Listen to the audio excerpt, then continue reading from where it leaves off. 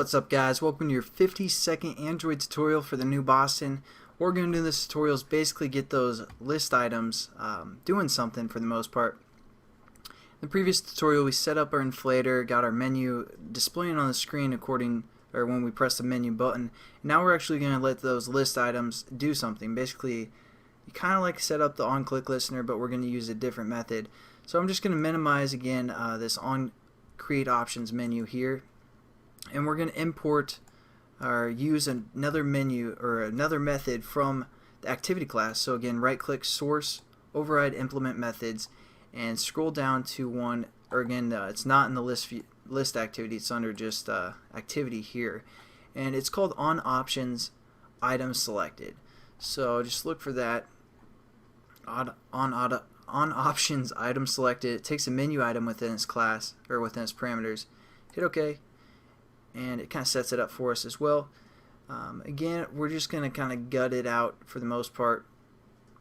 We aren't going to worry about sending it to the superclass. We're just going to delete this whole line of code right here and delete that. Now what we need to do is we need to kind of reference this item that's being passed in. Again, once one of these items are clicked within our on options menu, it's going to call this method for the most part. So what we want to do is check the case ID of which menu was selected. That's why we set up those IDs in the few tutorials ago. So we're going to set up a switching case, and we're just going to say item, which is being passed in, and we're going to say dot get ID, just like we've used plenty of times in the past. Oh, actually it's not get ID, it's going to be get item ID. Sorry about that.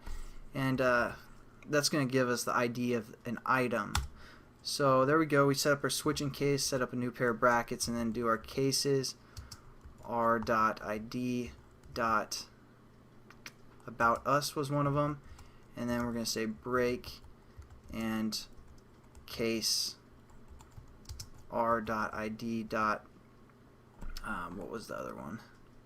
Preferences. Whoops.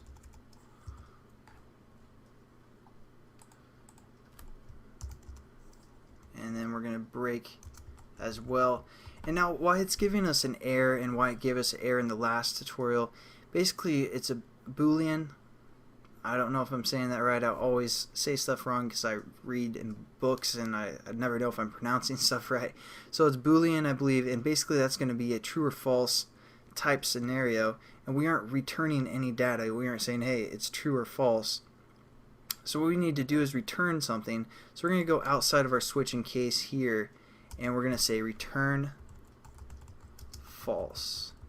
Just return something. We're just going to say, hey, it's false. Doesn't really matter if it wasn't within our switching case. So basically, if it is neither of those things, it's just going to return false, give no input back. And that's basically how we set up basically our items, and then we can do something like, well, I don't know if I want to do anything more in this tutorial. It's a pretty quick tutorial for the most part, but again, nothing too new. Just remember we set up a basically on create options menu, and then once that menu inflates, that's what we've done in the past tutorial, gives us two items which we set up in our items resource folder or our menu resource folder. We set up two items within there, and then we're just getting the ID of those items, which is being passed in when we get a click, because those are called menu item, or it's from the menu item class. It's going to give us that item, some information about the item. Then we're just going to pull some information from that item within our switching case. We're just going to get the item ID, and then if it's the case of about us or the case of preferences, we do again whatever is within here.